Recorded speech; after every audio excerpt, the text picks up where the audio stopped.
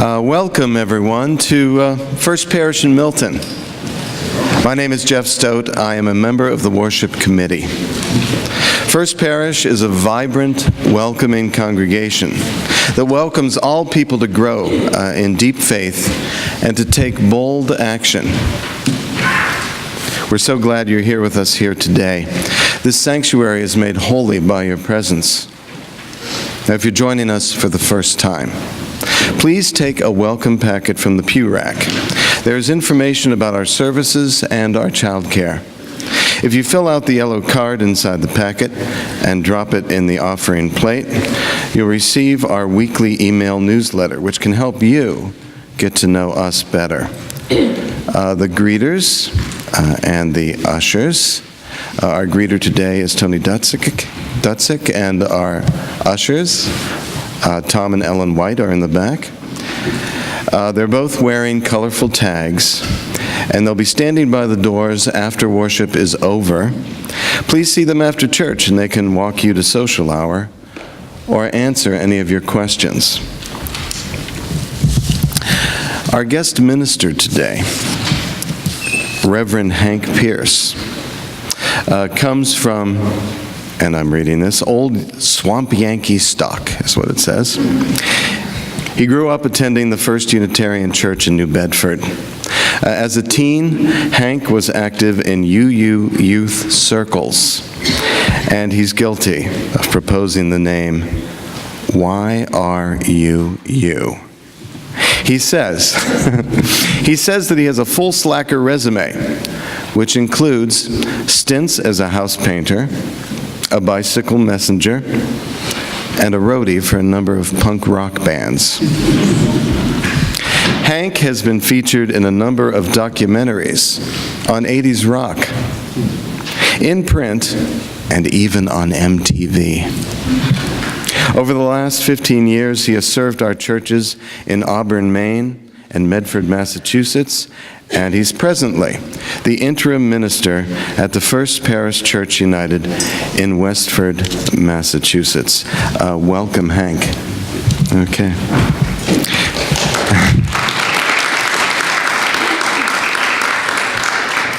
We haven't done anything yet, that's good. We strive to make our worship experience accessible to people of all ages and abilities. The welcome card in your pew provides information on this, or you can speak with an usher.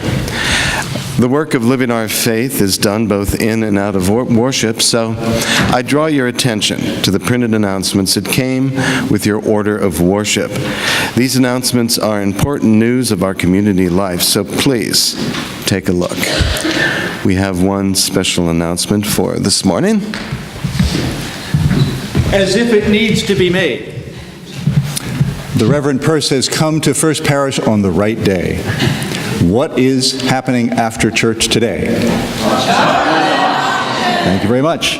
I wanted to tell you that the proceeds from this year's chocolate auction are going to the Louis D. Brown Peace Institute, which was founded in 1994 after the murder of Louis D. Brown.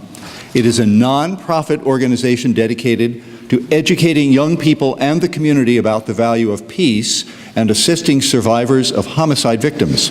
Its mission is to serve as a center of healing, teaching, and learning for families and communities dealing with murder, trauma, grief, and loss.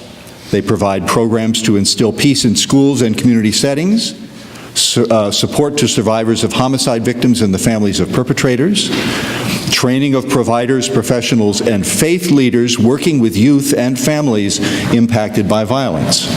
First Parish has long supported this mission. To help advance our awareness of this organization and its programs, we will be donating the proceeds of this year's chocolate auction to the Louis D. Brown Peace Institute. If you are a guest, the chocolate auction will take place in the parish hall right after church. Don't miss it. Thank you.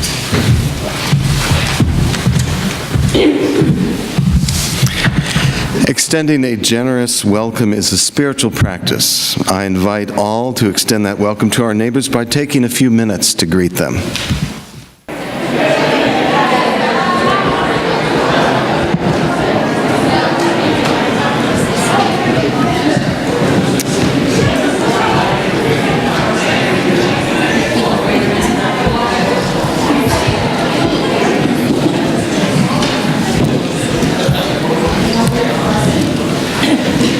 If you would join us now and stand if you're willing and able.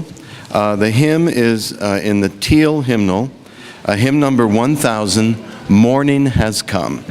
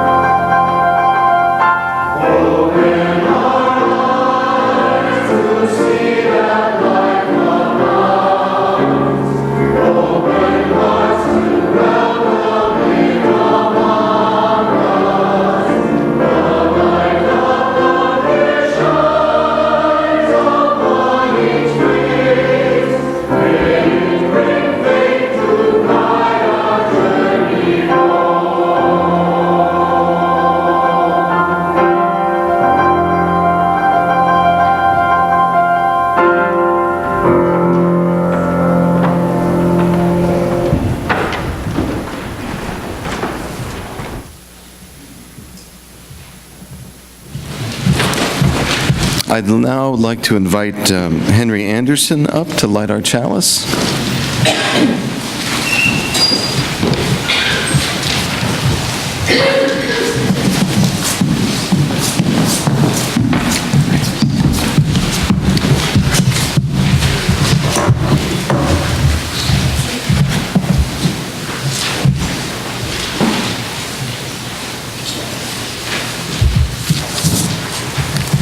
And please join us in the call to worship. Come, let us gather. We gather to celebrate the sacred within and among us. We come to seek spiritual growth and understanding. We strive to practice acceptance, forgiveness, and love. Together we work to build a world with justice and compassion. Come, let us gather together.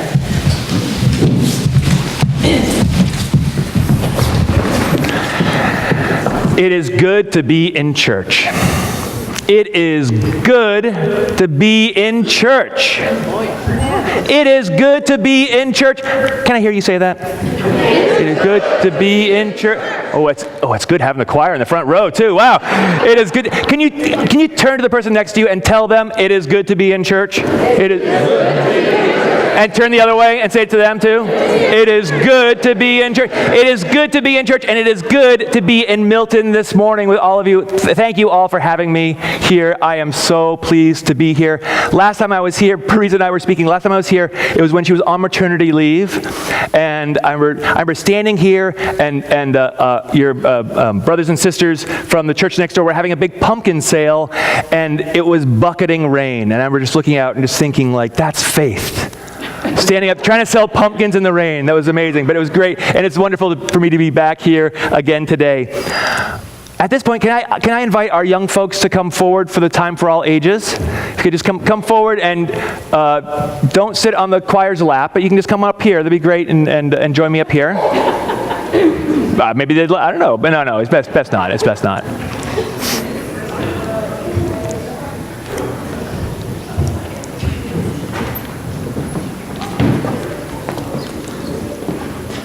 Excellent. Yeah, just grab some floor. Grab some floor. It's good. It's good. Excellent. Now, I want to tell you something that might seem a little amazing. You and I have something in common, which may seem really strange because I look like I just walked off the set at Hogwarts, right? I'm wearing this crazy robe and all that sort of stuff, right? But you and I have something in common. Like you, I grew up as a Unitarian Universalist as well, just like your Reverend Parisa did as well. As a matter of fact, Reverend Parisa and my wife grew up going to youth conferences together, and we have some very embarrassing photos of some very embarrassing haircuts, mostly on my wife's part. I say, but of the two of them, and it's great. And I want you to know that. Sometimes it's really difficult to be a Unitarian Universalist. Your friends are celebrating these different holidays. They are doing rituals that you don't know much about. When I was growing up, I had friends who were Catholic and celebrated something called Lent, which is a time when people are asked to give up something, like chocolate, for a period before Easter. But I misunderstood. First, I thought they said Lent, but I heard lend, right? And when I heard that people were going to give stuff up, I thought maybe I could get some of that stuff they were going to give up. And no one ever explained to me what was going on. I remember once, I think the first time I really knew that being a Unitarian Universalist was a little bit different than everybody else, was when my sister and I were on a bus ride to camp. We were going to the New Bedford Interfaith Council Camp Paradise, and everyone's singing. If any of you have ever been to camp, there's lots of singing that goes on. And on this day, the counselor was having folks from each of the different churches and synagogues and temples sing a verse of "This Little Light of Mine." Right? Do you all know that song, "This Little Light of Mine"? Right? So they said, okay, and now the kids from First Unitarian. And so my sister and I started singing, "This little liberal light of mine, I'm gonna let it shine." Do you hear those people laughing? Those are people who didn't grow up as Unitarian Universalists.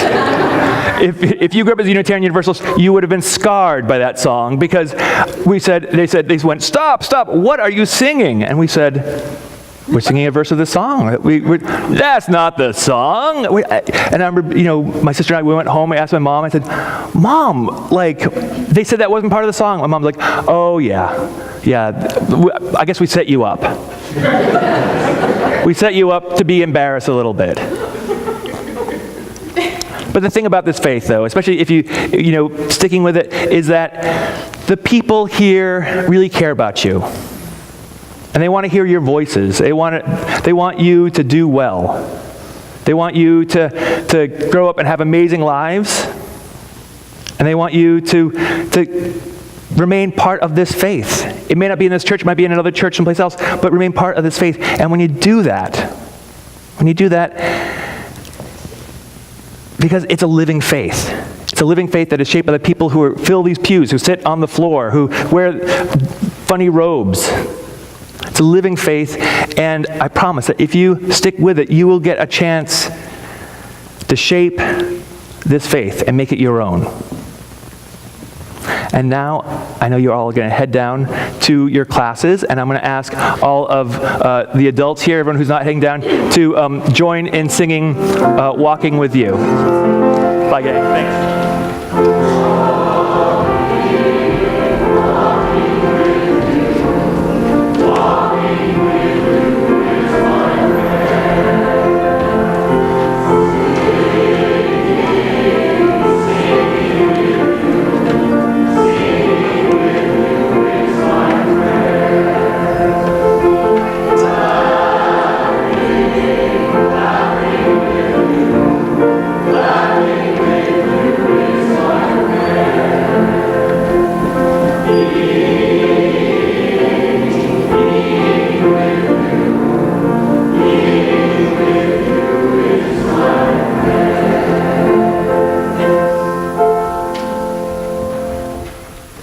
It's nice that the people, sing well. That's really nice. That's great. Our reading is by the Reverend Richard Gilbert, who is the minister of Emeritus at the First Unitarian Church in Rochester, New York. It's entitled, To savor the world or save it. I arise in the morning, torn between the desire to save the world and to savor it. To serve life or enjoy it. To savor the world or save it. The question beats in upon the waiting moment. To savor the sweet taste of my own joy or to share the bitter cup of my neighbor. To celebrate life with exuberant step, or to struggle with the life of the heavy laden. What am I to do?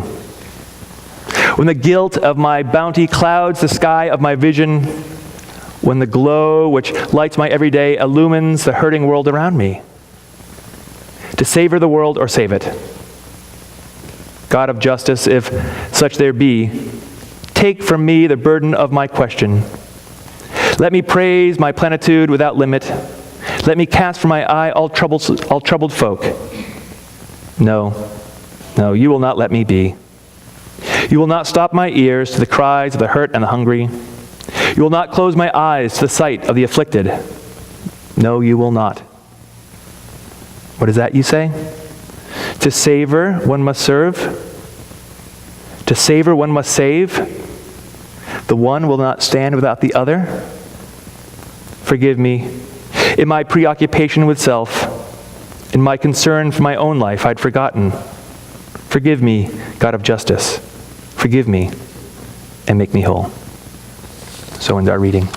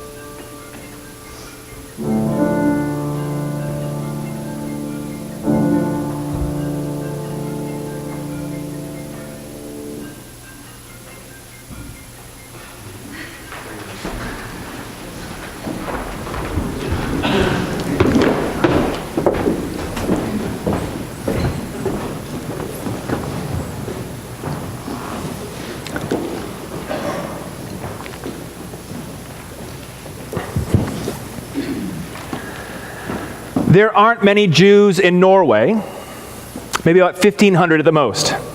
So when my friend Neil was sent to Oslo for work, he wasn't expecting much in the way of Jewish life.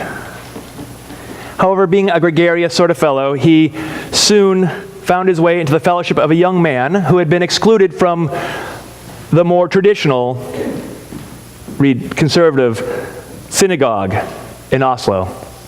He was excluded because he was gay. But that didn't stop him from worshiping his faith. So this gay Norwegian Jew, that's a line you don't get to say very much. I'm going to say it again. So this gay Norwegian Jew decided to start his own group, which he named the Society for Progressive Judaism in Norway. And he arranged monthly Shabbat potlucks and weekly study. And soon my friend Neil was invited to one of these gatherings. After the meal, the host announced that it was time to study.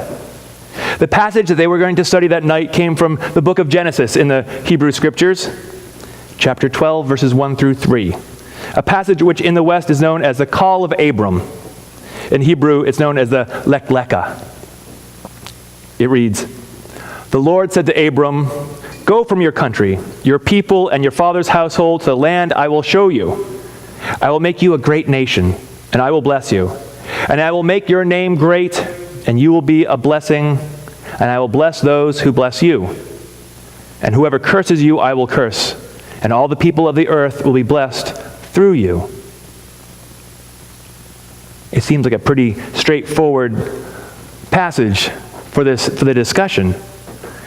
The discussion would probably be around God calling Abram to leave the land he was in and go to this new land.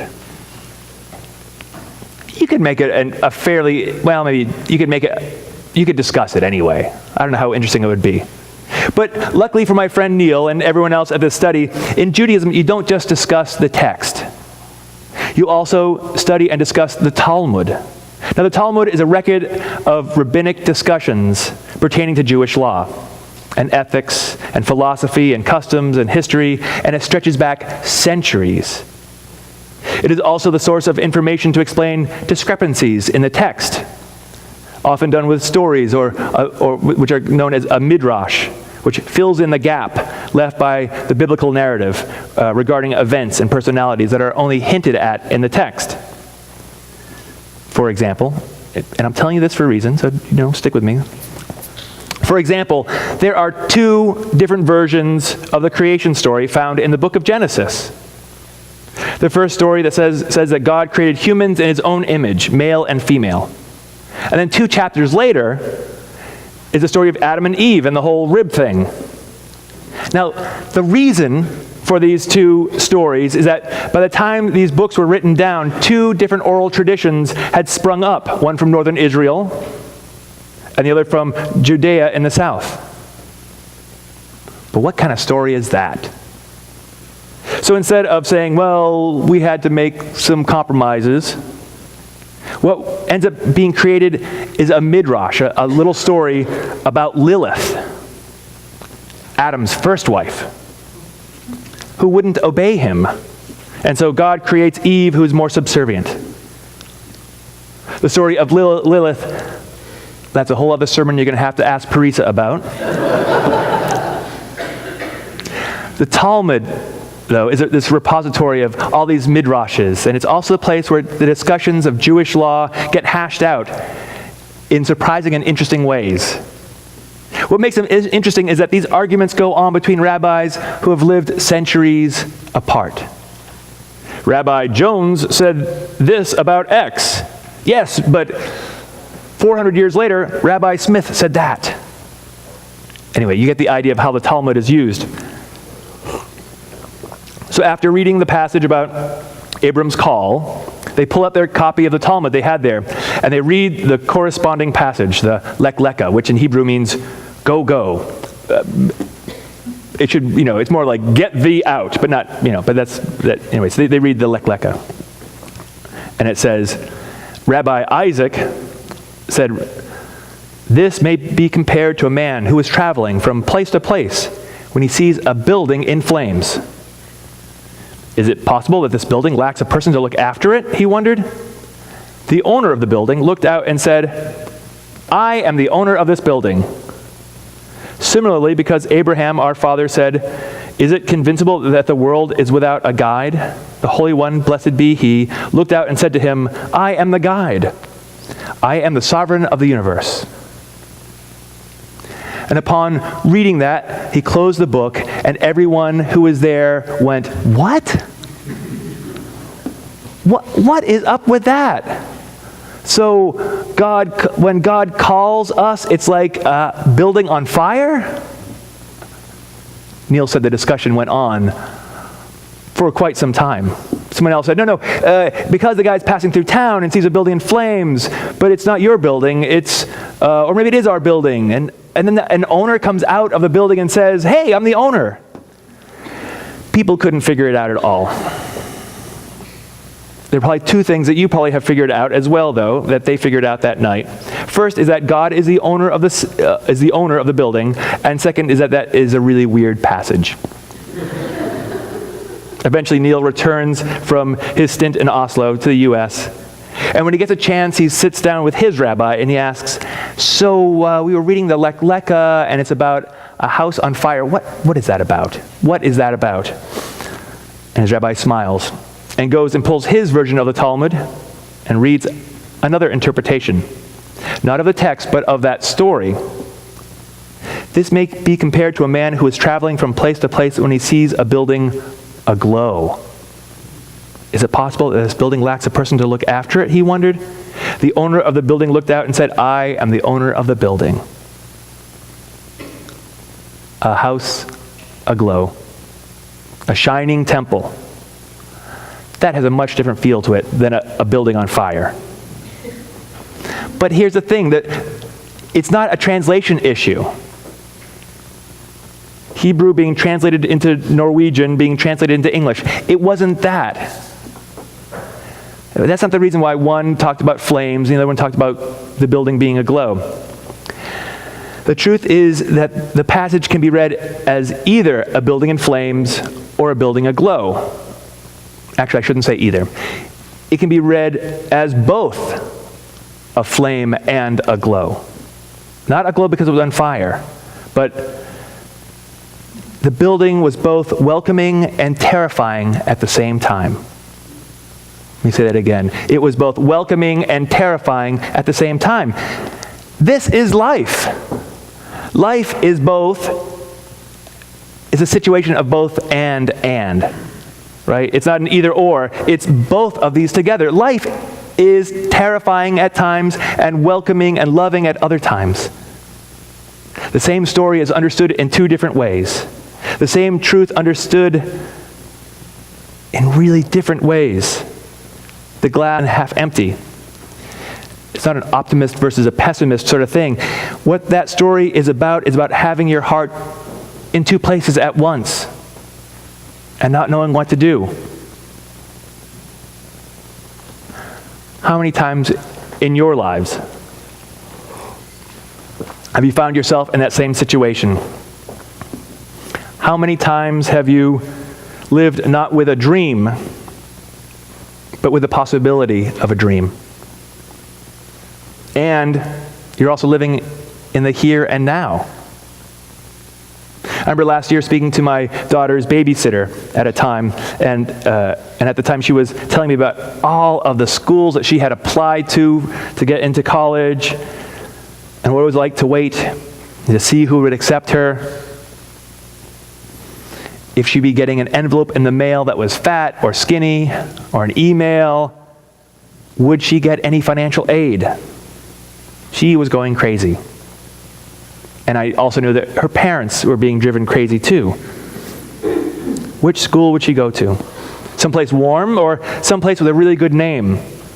Or maybe she wouldn't get into school at all. And of course, at the same time, she had to finish high school and pass her MCAS tests and everything else you have to do at the end of the school year. We all have stories like that. All of us have stories like that where at some point you find yourself hoping, wishing, dreaming to be someplace else. You're in a relationship, but you're not happy.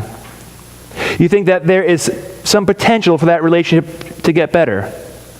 But do you wait for it to get better? Or just put up with it? Do you go to counseling? Or do you just run away? Or maybe you have just received news that one of your parents is ill, and you're waiting for the diagnosis, and you wait, and you wait, and you don't know if you should be thinking about rehab or planning for a funeral service. Or maybe you have a friend in the hospital right now who's dying, and you go in and you sit with them and you listen to the machines, and you're waiting for the machines to tell you that your friend has passed. You're dreading it, and yet you don't want your friend to be in pain any longer. Or maybe it's you who are sick and you haven't told your loved ones. Or you're at a job that you don't like, but you're afraid to quit because the market isn't so good. Or maybe even you live in relative peace, but that's not where your passion lies. Perhaps you live a life that is full of intrigue and you want to have, maybe you have a life full of chaos and you really just want to have a really calm life. You long for change, but peace can be boring, and you want both. It can also be like sitting here listening to me when you know there's a chocolate auction that's going to happen in the next room. You want both. Being in that space as individuals or even as a whole religious community, when you're in that space, time seems to stretch out longer and longer because you don't know what else to do. And you hope that by waiting something will change, or that something won't change. It is a protracted time of ambiguous, uncertain, unclear, mysterious things. Things that you may or may not want. And it is a time when it is easy to feel alone, a time when you don't feel grounded, a time when you feel isolated, even if you aren't. You may wonder, how do I make any meaning out of this? You may inquire, as we in the business often say, where is God in all this? Where is God at these times when you find yourself in that in-between space? When you are living with two hearts, when you are of two minds about something? Where is the sacred? How do you make sense out of what is going on when it feels like your feet aren't even touching the ground? How do we find that traction? How do we find that the sacredness of life? Do we have to find it, or will it find us? Will God come and find us? There's a more modern commentary about this midrash. Rabbi Barry Gelman of Houston. I just love that too. The rabbis of Houston. Rabbi Gelman wrote this.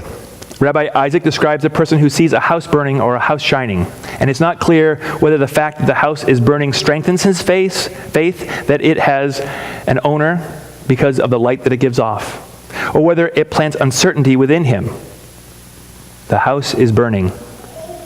Perhaps then it is ownerless and of nobody's concern. According to this approach, Abraham is described as a man of doubts. The lesson of the Midrash, then, is that it is possible to be a great believer even while harboring doubts and uncertainties. Whatever the case, the man who is traveling through town fails to resolve his uncertainties on his own. And then the owner of the house looks out at him. According to this Midrash, the man is unable to climb up to God on his own, so God must come down to him. When we are unable to find our footing in our time of protracted ambiguity, God finds us and says, I am the owner. Now, I know, having grown up as a Unitarian Universalist, that whole passage, this whole idea of God coming down to us, that for some of you, it just lit up every light on your dashboard. What is this guy talking about? Really? I ask myself that same question. Really? The logical part of my brain says no. I'm certainly not talking about God as the old man who owns this house. And I certainly don't mean myself or any other minister of any other congregation, that we're the ones in charge. But maybe this understanding of God, this understanding of the sacred is really us. That we are here for each other at these times when it doesn't feel like we are. In the New Testament it says, whenever 2 or 3 are gathered, there I am. So maybe it is us. What I've found when I think back at those times is that there's a key idea in the terms of a relationship with this otherness. It's built on personal insight and the notion of wonder. Because at those moments when you are in between, it's a moment of awe. Because that is really what is happening in those moments where you can't tell which way is up. If we take time to sit and to catch our breath, we will realize that we are experiencing a moment of wonder, a moment of awe. Awe is that emotion that is a combination of both surprise and fear, welcoming and terror. Often when we find ourselves in that space, when we are flailing around, trying desperately to gain a foothold, we aren't able to do it.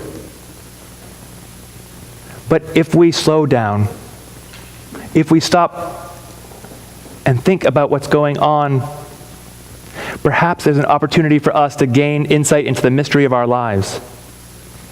Sometimes we even miss the fact that there are people around who are even trying to help us at that moment. But take a moment. Here we are, here in this lovely sanctuary, in this meeting house where your congregation has worshiped for centuries. We have known where we have been. You know where this congregation has been, but the future is unwritten. We are not sure, none of us can be sure of what our future holds. And that future can be welcoming and terrifying. But we are not alone in facing the future. We have each other and the lessons of the Midrash, that it is possible to be a great believer even while harboring doubts and uncertainties. When we are unable to climb up to God, up to this place on our own, God must come down to us. We must understand there are others there for us. There's something else there to help us at those moments. We must lift our eyes up on high, remembering that religion is the result of what we do with the idea of ultimate wonder. Religion is about holding those two contradictory ideas at the same time. It is about being grounded when you feel that when you are between 2 points, with moments of awe, with senses of mystery. We don't want to waste those moments of wonder. Should we save the world or savor it? And the answer is yes. Amen. Would you join in singing our second hymn, which I guess you sing seated? It's number 318. This was the hymn written for the Unitarian and Universalist youth movement. 318, We Would Be One. Please join in singing.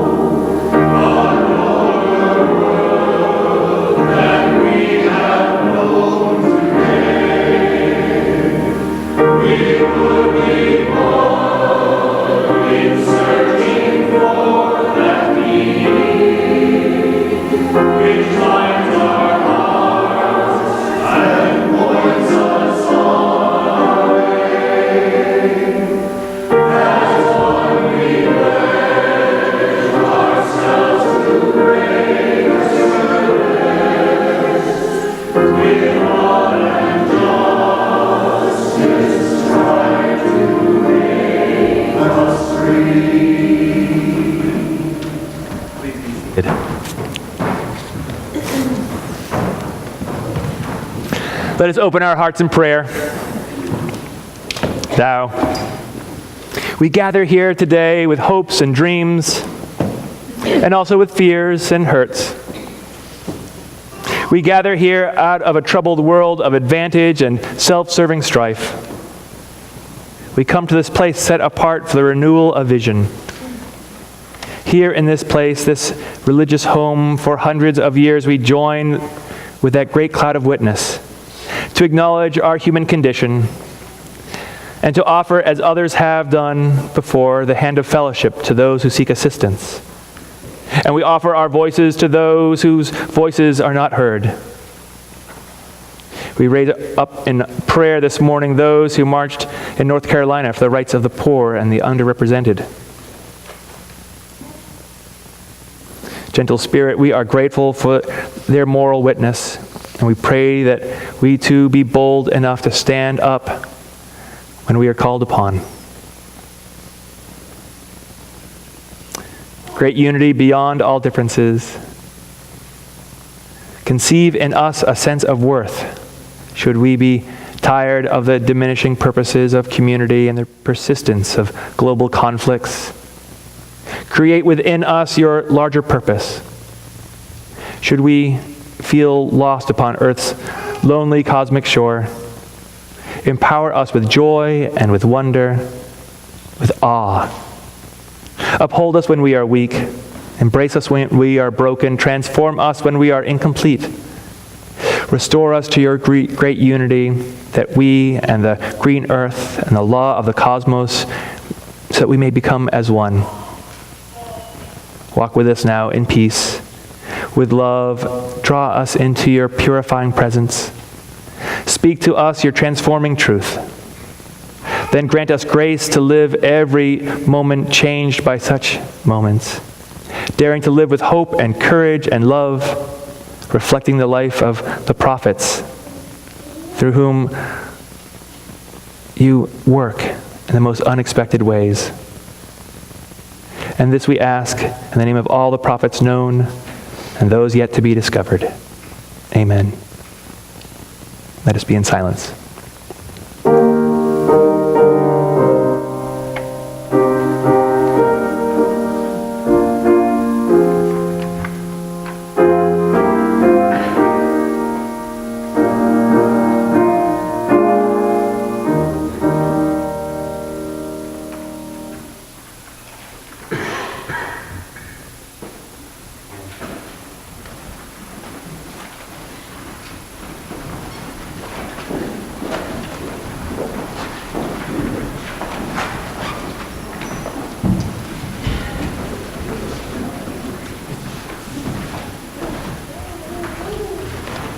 It is the job of the minister, and perhaps because I'm a visiting minister, I get to do this.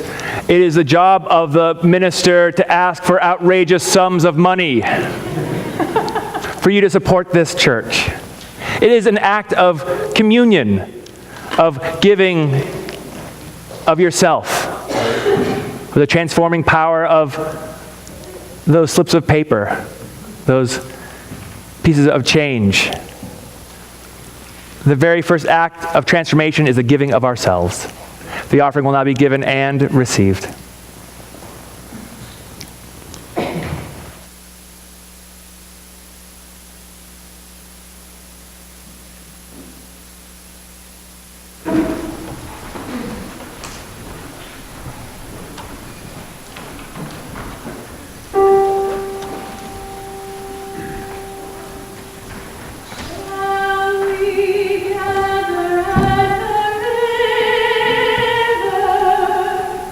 Where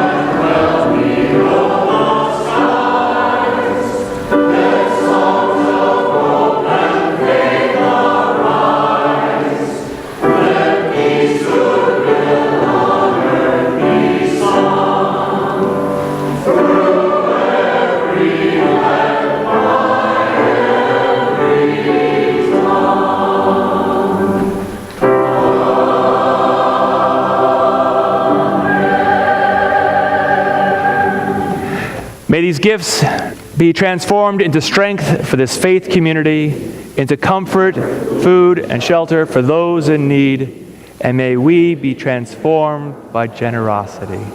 Thank you. And please remain standing and join in singing our final hymn. It's in the teal hymnal. It's 1017, Building a New Way. This is a great hymn. I love this hymn. 1017. Look, it's so good that your music director had to take her robe off. That's how powerful a song it is. All right. All right.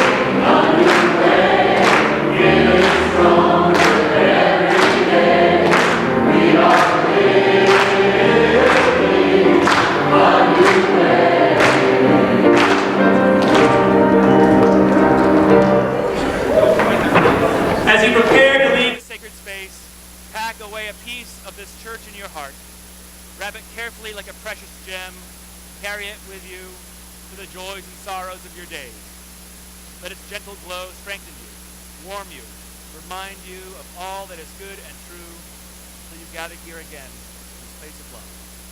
Our worship is over.